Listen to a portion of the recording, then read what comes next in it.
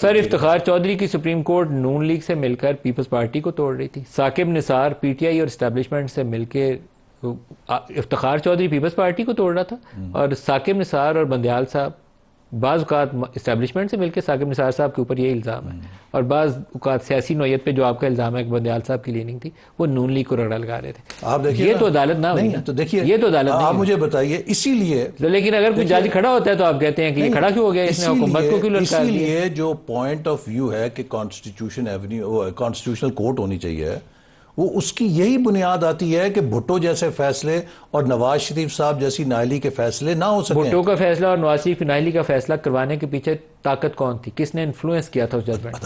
عدالت نے کیا. عدالت کو انفلوئنس کس نے کیا تھا؟ بھٹو کے کیس میں کس نے کیا تھا؟ جو آپ مجھے بتائیے, کیا جنرل ضیاء اس وقت کوئی آرم ٹوئسٹنگ نہیں کر رہے تھے؟ کیا یہ فیکٹس نون نہیں ہے ہمیں؟ بھئی اس وقت ایسے جج بھی تھے جنہوں نے اوتھ نہیں لیا.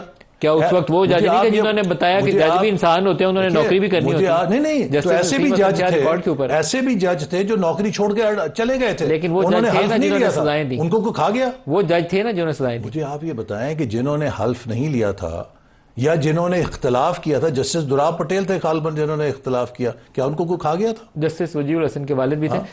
اصل میں مسئلہ یہ ہے کہ نواز شریف کی بھی جو پاناما کے اندر اقامہ والا فیصلہ نکلا تھا وہ فکسڈ ججمنٹ تھی, وہ آزاد فیصلہ نہیں تھا. اس کے اندر اس کی اسٹیبلشمنٹ کا رول تھا.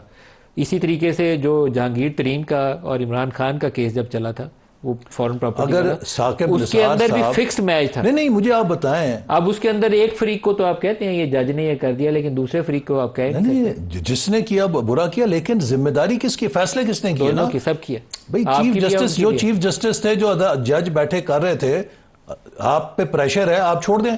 شوکت صدیقی سے کیا ہوا, ایک طرف ہو گیا نا. شوکت عزیز کو جو کچھ سال آپ نے رگڑا لگایا 5-7 سال, بھئی اس تاریخ میں سپریم کورٹ سے انصاف ملا. مقصد آپ کھڑے ہوں تو پھر وہ پیروں پہ کھڑے ہوں. 6 جج کھڑے ہوئے ہیں اسلام آباد ہائی کورٹ کے, ان کو آپ ٹرانسفر کرنے کے لیے پروویژن ڈال رہے ہیں. اسلام آباد ہائی کورٹ ٹرانسفر نہیں کر رہے, آپ پروویژن ڈالیے, آپ نے آرٹیکل 200 کو آپ نے ایڈ کیا. بدنیتی کے ساتھ جو سیاست ہے وہ عدلیہ میں نہیں ہونی چاہیے. آرٹیکل 200 کے اندر آپ نے ترمیم تجویز کی ہے ججوں کو ٹرانسفر. ابھی کوئی حتمی جو ترمیمیں ہیں یا مسودہ ہے چونکہ فائنلائز نہیں ہوا, لیکن آپ یہ دیکھیے کہ ہم وہ قانون سازی نہیں کر رہے جو پی ٹی آئی نے فیٹف پہ کی تھی. آپ کو یاد ہے فیٹف پہ کس طرح قانون سازی ہوئی تھی؟ میٹنگ کے لیے کہاں جاتے تھے آپ بتا دیے, لوگوں کو بھی بتائیے کہاں جایا کرتے تھے.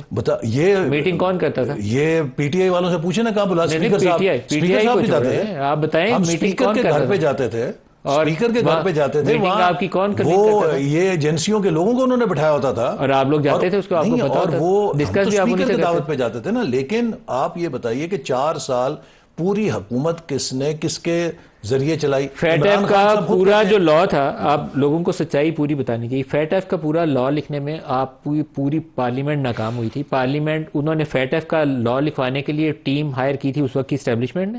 میٹنگز آپ لوگ اور پی ٹی آئی والے اکٹھے نہیں تھے بیٹھتے, وہ کنوین کرتے تھے اسٹیبلشمنٹ والے, اور انہی نے آپ لوگوں سے پھر پاس بھی کروایا. ہمارا ایشو کوئی نہیں تھا. نہیں, آپ ساروں کا ایشو تھا, یہ فیلئر تھا پارلیمنٹ کا. سن لیجئے, عمران خان صاحب کا فیلئر تھا کہ وہ اپوزیشن کے ساتھ بات چیت کرنے کے لیے تیار نہیں تھے, لیکن اس کے باوجود آپ دیکھیں کہ اس قانون پہ ہم نے ترامیم ڈالیں. وہ قانون استعمال کرنا چاہتے تھے عمران خان صاحب کہ مجھے لائسنس مل جائے کہ میں ہر کسی کو منی لانڈر بنا کے اپنے مخالف کو اندر ڈال سکوں. اس پہ ہم نے ترامیم ڈالی, انہوں نے بلڈوز کیا, بات نہیں سنی. یعنی کہ وہ جس طریقے سے قانون سازی ہوئی, آپ ذرا نکالیں وہاں سے ریکارڈ اسمبلی کے سے کس طرح ہوئی. ہم نے تو کوئی بلڈوز نہیں کیا.